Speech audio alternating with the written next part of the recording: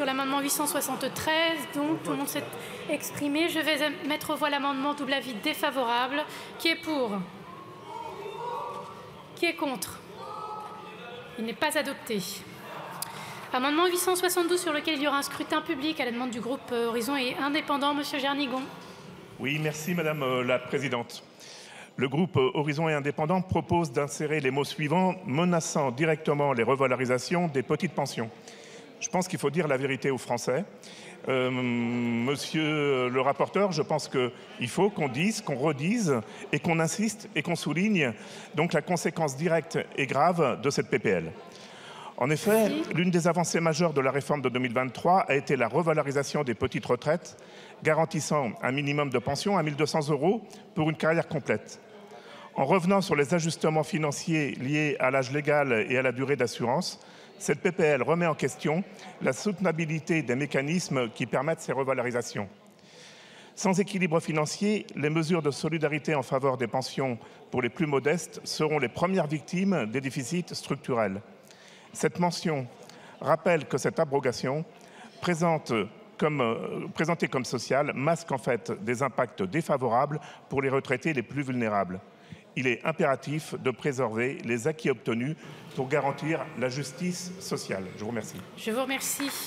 Monsieur le rapporteur, pour l'avis de la Commission. Amendement d'obstruction défavorable. Défavorable, merci. Madame la ministre, vous avez la parole.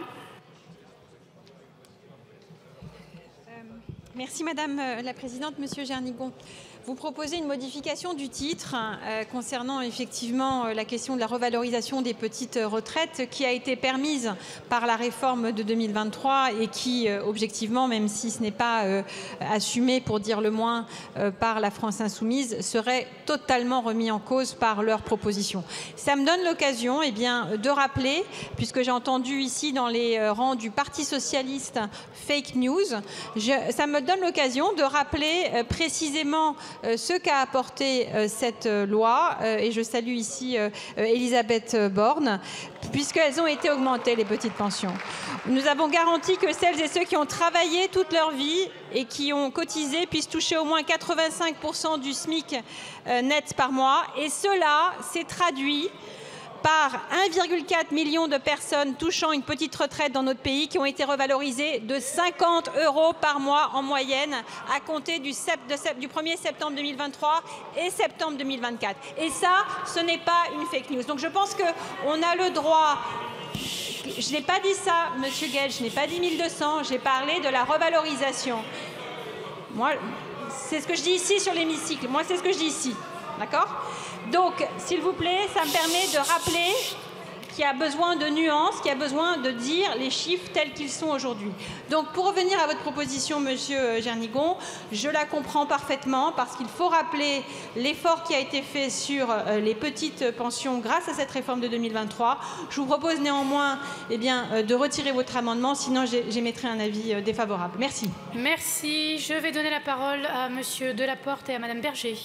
Oui, merci Madame la Présidente. Évidemment, ça sera défavorable, surtout que les 1 200 € de pension pour une carrière complète, ce qu'a dit notre collègue, c'est une fake news. Ça avait été démontré dans le débat. Ça concerne au mieux 10 000 personnes. Arrêtez, Madame la Ministre. C'est ce qui est marqué dans l'exposé des motifs. Il faut dire la vérité aux Français. C'est important. On le dit aujourd'hui. Je vous remercie. J'ai un rappel au règlement de Monsieur Tanguy.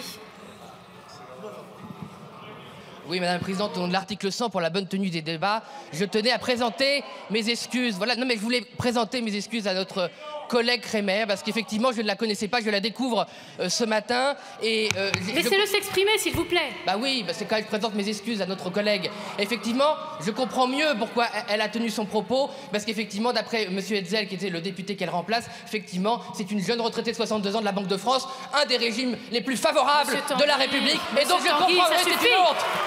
Monsieur Tanguy.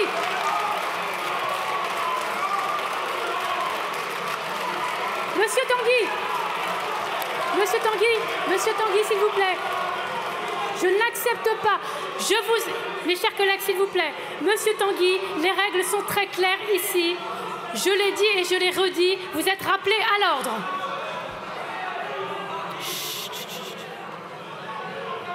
Monsieur Bazin. Oui, Monsieur merci Bazin, Madame vous plaît, pour un la rappel au Présidente. règlement. Je fais un rappel au règlement sur la base de l'article 70, attaque personnelle. Eh oui. C'en est une. C'en est une. Dans cet hémicycle. C'est une attaque personnelle. Dans cet hémicycle, l'article 4 de notre Constitution prévoit que nous sommes respectés pour nos opinions et nos votes. Il n'y a pas de mandat impératif. Et que notre collègue a un parcours professionnel. Peut-être vous ne le savez pas, elle a été vendeuse, elle a fait d'autres choses. Et à un moment, est-ce qu'on a regardé votre propre parcours? Non. À un moment, c'est une question de respect. Heureusement qu'on a des expériences professionnelles. Mais à un moment, elle représente des Français. Et il faut respecter ces Français. Elle représente des retraités. Elle représente des travailleurs. Merci, et à un moment, elle est légitime pour exprimer son opinion. Elle ne doit pas être attaquée pour son parcours professionnel. Elle a bossé. Merci, monsieur Bazin. Très bien pour elle. Je vous remercie. Merci. Je vous remercie. Les attaques personnelles sont insupportables. Attention, attention mes chers collègues. Attention, c'est un jeu dangereux. Vous mettez des cibles sur les collègues. Attention. Monsieur Vigier, pour un rappel au règlement, sur le même fondement. C'est la même chose. Rappel au règlement, madame la présidente. Rapidement, s'il vous plaît, monsieur Vigier. Je viens de le dire, ça suffit. Allez-y, monsieur Vigier. Rappel au règlement, madame la présidente, sur l'article 70 et la mise en cause personnelle. Je voudrais vous dire, chers collègues, et à monsieur Tanguy en particulier, les deux visages que vous présentez, en commençant par des excuses et après, avec un cynisme avéré, et en plus en ayant menti à la présidente, car vous lui avez dit que vous présenterez des excuses. Ce que vous venez de faire est scandaleux et démontre votre vrai visage. Enfin, ceux qui sont là savent que vous-même, vous avez défendu des régimes spéciaux de retraite. Alors arrêtez cette infamie. Arrêtez. Et arrêtez d'incendier les parcours de vie. Ce que vous faites est inacceptable. Merci, le diable a deux visages. Le voilà. Je vous remercie, mes chers collègues. Je vous remercie. C'est un rappel à l'ordre. Donc, monsieur Tanguy, c'est un rappel à l'ordre. Je ne peux pas faire davantage depuis le perchoir. Nous en revenons, si vous le voulez bien, à l'amendement.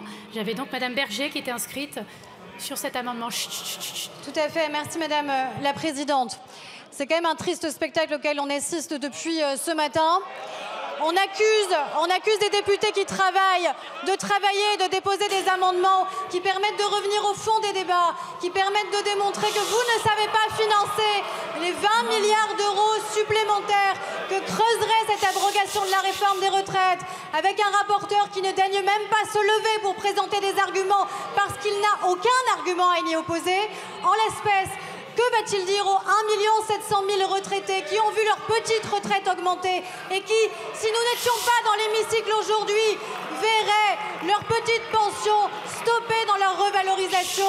Et de l'autre côté maintenant, on en est à des attaques s'il vous plaît, personnelles. un peu de calme. Je crois que ce débat sur la question de la réforme des retraites mérite mieux que des menaces, des attaques personnelles, des menaces de liste. Et moi, je n'ai aucun problème à figurer sur la liste des gens responsables qui ont voté la réforme des retraites et qui ont eu le courage de l'assumer et qui ont eu les arguments pour la voter. Merci, madame Berger. Madame la ministre. Chut. Madame la ministre a la parole, s'il vous plaît, et elle seule. Je vous remercie. Chut. Monsieur Tavel, s'il vous plaît. Monsieur Tavel. Oui. S'il vous plaît. Madame la ministre, allez-y. J'aimerais dire toute mon estime à la... Un peu de calme, mes chers collègues. Non, j'aimerais dire toute mon estime à la députée Madame Kremer. Vous dire que j'aimerais apporter un petit peu de nuance par rapport à ce débat sur la question en fait des carrières pénibles et des départs à la retraite. Moi, je vous recommande, avant de partir dans de telles invectives, vraiment de regarder une étude extrêmement intéressante qui a été publiée par France Stratégie au printemps dernier et qui regardait les taux de départ en inaptitude pour les 51-59 ans de notre pays par catégorie professionnelle. on a une moyenne de 10% de nos concitoyens actifs entre 51 et 59 ans qui partent en inaptitude professionnelle. C'est le cas de 5% pour ceux qui travaillent dans la banque et l'assurance. C'est le cas de 35% pour les ouvriers non qualifiés dans la manutention et dans le bâtiment. C'est le cas de 20% pour les aides à domicile que nous connaissons bien et que nous soutenons ici dans cet hémicycle. Et donc, qu'est-ce que propose la loi de 2023 ? Et Laurent Saint-Martin l'a dit aussi, je l'ai dit aussi, et ça a été dit par les députés également du socle commun, les choses sont perspectibles. Mais il y a deux choses importantes quand même qu'il faut rappeler. D'abord, c'est que la loi prévoit qu'entre 35 et 40% des actifs pourront partir avant l'âge légal prévu. Ça, c'est important. Et ça comprend précisément les personnes qu'on vient de citer. Deuxième chose très importante, c'est le fonds d'investissement dans la prévention contre l'usure professionnelle, pour permettre des aménagements de postes, pour permettre des reconversions. Ça, c'est du concret. Et il s'agit maintenant de faire vivre ce fonds d'investissement. Il s'agit de le faire vivre, puisqu'il n'y a que 9 branches aujourd'hui qui ont finalisé cette cartographie pour pouvoir acheter du matériel, aider leurs salariés à se convertir. C'est ça aussi du concret. Et c'est aussi pour cela que le Premier ministre a souhaité ouvrir la question de la retraite progressive, qui avait été simplifiée dans la réforme de 2023, qui va être ouverte dès l'âge de 60 ans, quelque chose qui est beaucoup plus développé dans les pays d'Europe du Nord qu'en France, qui permettra précisément à des gens de pouvoir à la fois travailler en temps partiel et commencer à toucher un peu de leur retraite dès 60 ans. Et enfin, c'est pour ça que le Premier ministre, et nous avons lancé la concertation, souhaite réouvrir le sujet de l'usure professionnelle. Voilà les chiffres. Donc effectivement, il y a des sujets encore d'usure professionnelle quand on regarde les métiers et certains métiers. C'est pour ça que le sujet du travail, Monsieur Corbière, est absolument essentiel quand on parle des retraites. Et c'est pour ça qu'on y travaille. Parlons de cela plutôt que de s'invectiver en plus personnellement vis-à-vis de députés qui en plus prennent la parole pour la première fois. Merci. Je vous remercie, Madame la Ministre. Monsieur le rapporteur a demandé la parole. Merci Madame la Présidente. Madame la Ministre, c'est très intéressant ce dont vous parlez là, mais ça n'a aucun rapport avec le texte que nous examinons aujourd'hui, puisque nous ne touchons pas par ce texte au fonds d'investissement dont vous parlez, pas plus que nous ne touchons au minimum contributif sur lequel vous avez menti à l'époque dans l'hémicycle avec votre propre majorité. Je voudrais faire avant la pause du déjeuner un petit point financement. Puisqu'on nous donne des leçons de responsabilité, même de légistique, je vous rappellerai qu'une proposition de loi de l'Assemblée nationale ne peut pas créer des nouvelles cotisations sociales. C'est pourquoi je vous ai dit dans mon introduction que s'il fallait formellement financer l'abrogation en année N, ce que fait la proposition de loi, vous n'êtes pas d'accord avec la taxe sur les superprofits sur les sociétés pétrolières et gazières, n'empêche que formellement, ça remplit les caisses pour ça. Le fonds de réserve permettrait de voir venir au moins pour 2-3 ans pour organiser une conférence de financement avec les organisations syndicales, patronales et salariées, de sorte à ce que l'on puisse financer effectivement durablement la retraite à 62 ans et 42 ans de cotisation avant de passer celle à 60 ans et 40 années de cotisation. Ça, c'est le premier élément. Deuxième élément, il faut quand même rappeler que votre réforme paramétrique ne permet pas l'équilibre dans le temps long du système de réforme des retraites. Et c'est le cas dès 2024, avec un déficit de 3 milliards d'euros dès 2024. C'est le Conseil d'orientation des retraites. Je vous ai ramené quelques petites synthèses pour ceux que ça intéresse de lire plutôt que de me poser les questions auxquelles vous avez déjà les réponses. Je vous les ai mis là à disposition. Et effectivement, nous pensons qu'il faut augmenter les cotisations sociales sur les retraites. Évidemment, 0,15 points par an pendant 7 ans finance le système de retraite pour toujours. Monsieur et le rapporteur, ce n'est pas vrai de dire... Je vais devoir lever. Je termine d'un mot oui. ma phrase. Et en réalité, ce que vous proposez là, vous, c'est en disant que nous allons baisser les pensions. Ce n'est pas vrai, puisque ce n'est pas possible dans notre droit, Madame la Ministre. Et vous le savez bien, les pensions sont garanties par l'État. Oui, effectivement, il y a des règles. C'est une niche parlementaire. Vous savez que les horaires doivent être scrupuleusement respectés en matière de niche, et je l'ai toujours fait. Alors ça suffit, vos commentaires. Scrutin public sur cet amendement 872, double avis défavorable. Le scrutin est ouvert. Le scrutin est clos. Voici les résultats.